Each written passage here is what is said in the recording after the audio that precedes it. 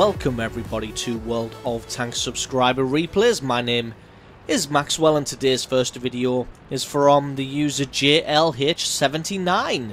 That is JLH79 and he's driving the Jagdpanther 2 on an encounter battle on Himmelsdorf. Jagdpanther 2 being a tier 8 tank destroyer for the Germans. So straight away he's going to be heading to the banana line.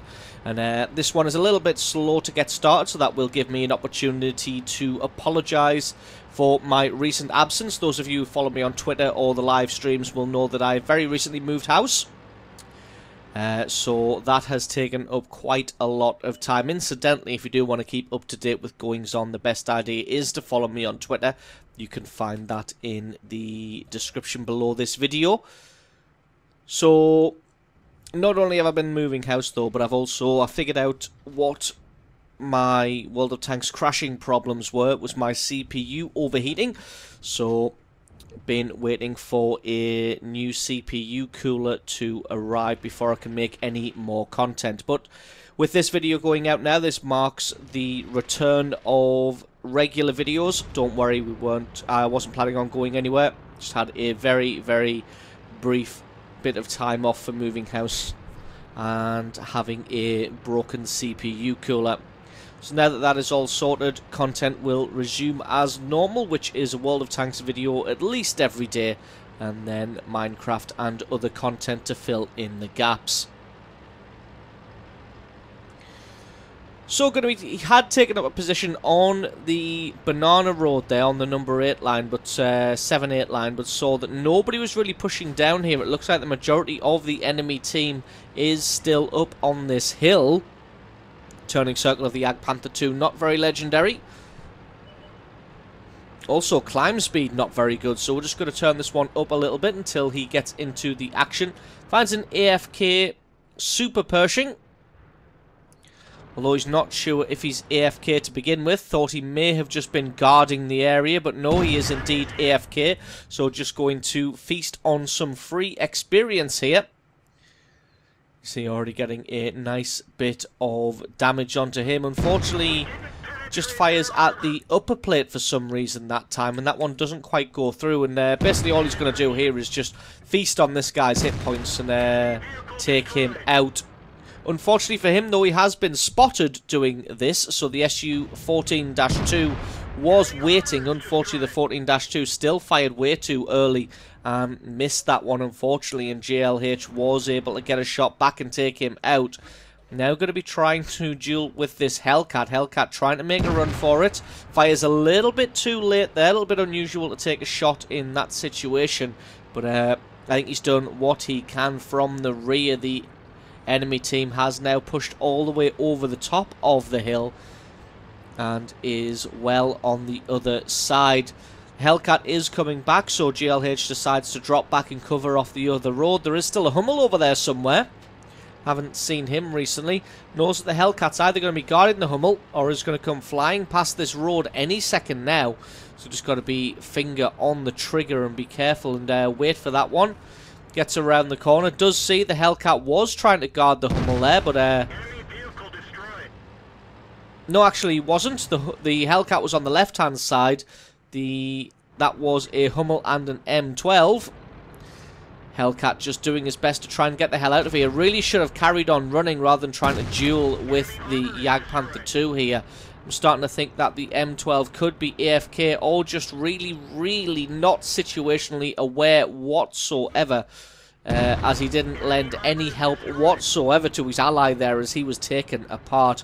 JLH quickly picks up kill number 5. Only lost a few hit points to that Hellcat.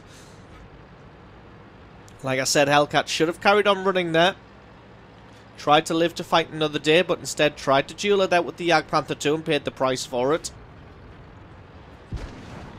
Ooh, one shot does land in the rear there from another low health Hellcat. Looks like the enemy team is spawning low health Hellcats. So JLH going to get around the corner to try and take him out, but it looks like the Hellcat's done the smart thing and taken that little right turn. Luckily JLH will have faded in the fog of war. Is laying in wait, takes him out and picks up kill number 6. This one was a little bit slow to get started, but then it's pretty fast and pretty furious. Allied team going for a base cap there, but Enemy team not going to allow that one to proceed. They do have an IS-3, a T-44 and a KV-1S in the location. GLH going to take the long route around and come at this one from the south. Going to see if he can get a hit on that KV-1S first. Doesn't look like it, but it looks like he may be able to get a nice shot on this IS-3. And indeed, he can get a great bit of damage through the armour of the IS-3. IS-3 finally wakes up, realises that something is happening. GLH gets hit, but luckily he did a little cheeky side-scraping manoeuvre there as the IS-3 was about to fire, and that one just bounced on his tracks. All taken up there. One good shot. Nope, doesn't look like that one went through, which is a little bit unfortunate. Should have really put that one through the front plate of the IS-3 there with the massive, massive penetration that this gun has for a Tier 8 tank destroyer. If we take a very quick look at that, I'm pretty sure it's about 246mm of penetration. Indeed it is. IS-3 doing his best to just hunker down here. The Hellcat doesn't want to be the first one in because he'll get destroyed. Oh, very unfortunate to hit the wrong front plate of the IS-3, and this IS-3 finally gets some damage back onto GLH. Hellcat uses this opportunity to move in, considering that the IS-3 has fired, although the Hellcat plants that one into the rubble rather than the IS-3's armour. GLH taking a wide berth here, takes another big hit from that IS-3, but he should be able to finish him off, and indeed he does, and that's kill number 7, and that just leaves this KV-1S, who has now fired. Still got to play this one carefully though, because if KV-1S gets an opportunity, he will be able to take out GLH in his Jagdpanther 2. Trying to get a shot through the train cars here. Doesn't look like he can find anything, so he's going to have to take the long route around, unfortunately. But doesn't look like there's anybody else here to threaten apart from that Hellcat. Looks like GLH may get this one. Indeed he does. That is a well-deserved Radley Walters medal. 3,500 points of damage, and the Allied team still stubbornly trying to complete that base capture, even though there was only 2 tanks left. So absolutely awesome replay there from GLH79 driving the Jagdpanther 2. Thank you very much for sending that one in. Don't forget to stick around, because as always, the score screens and another game are coming right up.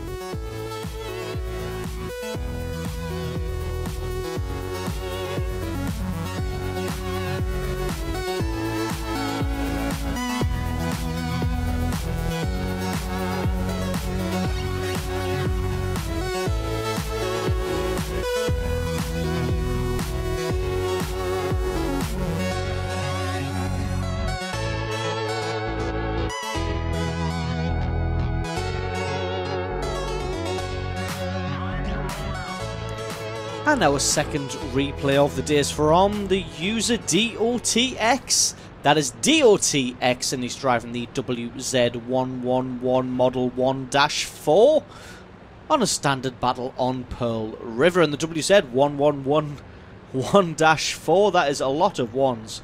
I think from now on we'll just call it the WZ, but it is a Tier 9 heavy tank for the Chinese. So DOT going to be heading to the north of the map on this right-hand flank. You can see most of the team heading into that central position and a few others heading into this northern location. That's a good split of tanks. Although they do seem to be committing a few too many forces to that central location. And as you can see, absolutely nobody gone to the south of the map there to cover off that approach, which may bite them in the ass later on. We shall see. DOT realising that there's more than enough tanks in this area to take this road, so he's going to move up along here and maybe try and get some flanking action on the go against some of the tanks in this location. Realising that he's not really going to be needed on that right hand side in the north. But because this central road area is quite a severe choke point, they're going to have to win this battle as quickly as possible in an effort to get back and defend the base. Hopefully, the enemy team makes a cautious approach along there, and that would mean that the Allies would have enough time to get back should something go wrong. Spots out a T-54E1 here. Looks like he may actually be reloading, as he hasn't unleashed a shot as of yet. So may have caught him completely by surprise there. Did have one shot, But DOT just says, nope, not today, and takes him out. Looks like nobody really in the centre here is very situationally aware. None of them realised that that T-54E1 did just get taken out by a WZ. And they have all just neglected this side here as if they're wearing tunnel vision blinkers. So DOT was able to get a lovely bit of damage through the side of that E75. Is able to do exactly the same thing to Tortoise, because again he had no idea what was actually happening in the battle. And it looks like this T30 also not really aware of what's going on. Very unfortunate there to land on the very top of the T30's turret. Not quite able to get a damaging shot onto him, but again just totally neglecting this side of the battlefield. Does got to have realised that there's somebody behind him now as he takes a huge hit through his rear armour. Now he's finally swinging his gun onto target, but it looks like this enemy team can only really think about one thing at once, because while he's got his gun fully pointed at DOT here, a T-34 just approaches him from the front and takes him out. Unfortunately for the T-34, he did take a shot from the E75 for his trouble. And DOT's not able to hang around and try and take out that E75, as you did hear the air raid siren go off to indicate that the base was being captured. Excuse me.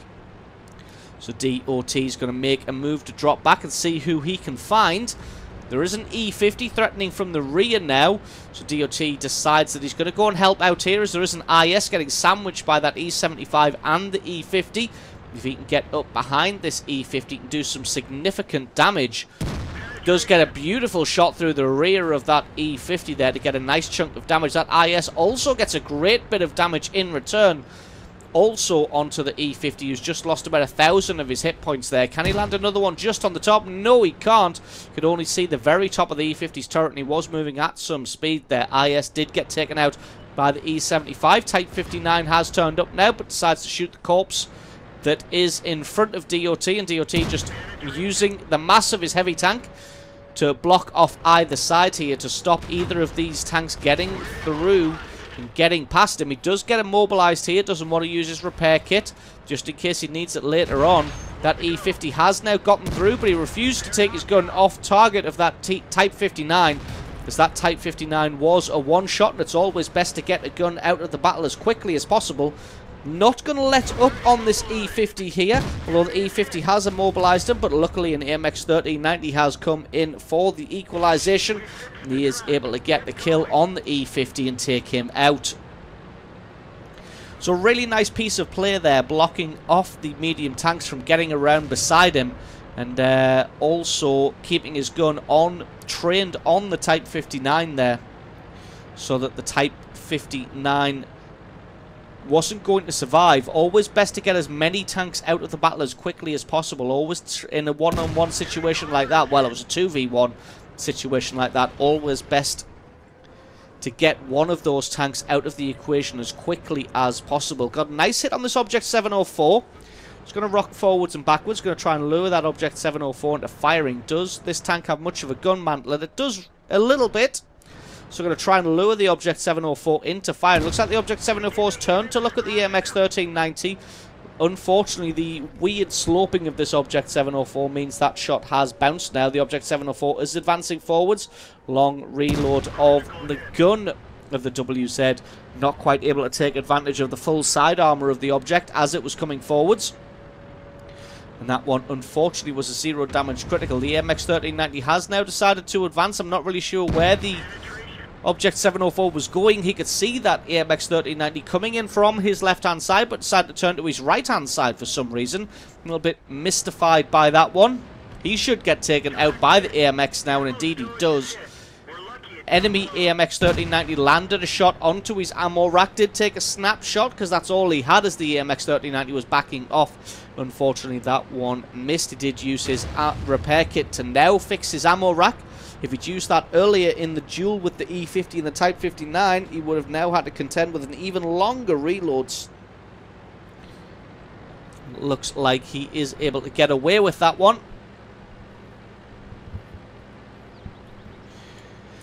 Going to now come across and try and help out his fellow IS-8. Well, not fellow, but his allied IS-8. In a one-on-one duel in close quarters like that, an AMX 1390 is probably going to have the best of that situation, using his speed, his agility and his small stature to just run rings around that IS-8. But will he be in time? Zooms in way too early there, and the IS-8 gets taken out. Luckily, he does still finally able to get the kill on the AMX 1390. A T-34-2 has now turned up. He's able to put a huge shot through the front of the WZ here, but he is going to be a one-shot. As he falls back, he's well aware of it, and he's playing very cagey. Doesn't quite have the gun depression, but the T-34-2 did present his commander's hatch, and DOT is able to take him out to pick up kill number 5 now. The MX 1390 has found the Waffenträger. He is still in and around the enemy base, covering off that one. He did get taken out. Now DOT is going to try and get into position. So it's now himself versus a Waffenträger and a Batchat artillery. He has one shot at the last known position of the Batchat and then decides to drop back out of this location. Doesn't want to try assaulting into the enemy base. As you can see, they've clearly got it covered. The Waffenträger Panzer IV is in a very high commanding position and is able to oversee the whole of the enemy cap circle there. So if DOT did try to attack into that, oh, finds the Batchat. What a stroke of luck. Takes him out, and that is kill number 6. But as I was saying, if he did decide to assault into the enemy base there, he would have been taken out by that Waffenträger. And that looks like a nice little fake out by DOT there. Obviously, he was spotted because of that Batchat there, but then made it look like he was going to drive up along that road. Then when his camo kicks back in, spun all the way around and is going to take the lower road instead. It's only really going to come into effect if the Waffenträger has some allies that were watching the Batchat and can inform them of his maneuvers. Has the HE, the high explosive shells, loaded. Going to try and put one through the gun shield of the Waffenträger and do some extreme damage. As you can see, that high explosive does 640 points of damage if it gets a penetration. Although, unfortunately, if you can see there, the Waffenträger was last spotted with 1,340 hit points, and himself only has 96. So, any hit from the Waffenträger is going to destroy DOT and his WZ, and he's going to have to land at least 2 high-rolled shots of high explosive shells here to be able to take out the Waffenträger. 3 shots if he doesn't roll high. Did get spotted as he went past his own base there, so we can almost assume that the Waffenträger, there we go, he's gone in for a cap for some reason. It looks like he's decided to try and charge him down. Only has 867 hit points left, so the AMX 1390 must have shaved some of those off. He's still going to require 2 shots though, but he doesn't have to roll high rolls. He can just get average rolls to be able to do this damage. Gets 1 good hit, sets him on fire, but unfortunately he has got an automatic fire extinguisher. The Waffenträger fired his shot and only takes out the tracks. It looks like DOT may have the reload on this one. He doesn't, but the Waffenträger fires, fluffs his shot, and it bounces on the side of the turret, and DOTX is able to take his shot, take him out, win the game for his team. 7 kills, 7,000 points of damage, and the victory. So absolutely awesome replay there from DOTX, showing his skills under pressure there, and winning that one for his team, coming up big in the end. So awesome replay from you. Thank you very much for sending that one in. Don't forget, guys, if you've got yourself a good replay, then send that in to replay@screenreality.com. The link for that is in the description. Just attach the replay file or the link to the What Replay website to the email, and I can check that one out for you. And don't forget, guys, if you enjoyed this video, you found it amusing, entertaining, you learned something, then think about hitting that subscribe button, because there's a lot more World of Tanks content on this channel. I've been Maxwell, this has been World of Tanks, and I will catch you guys next time.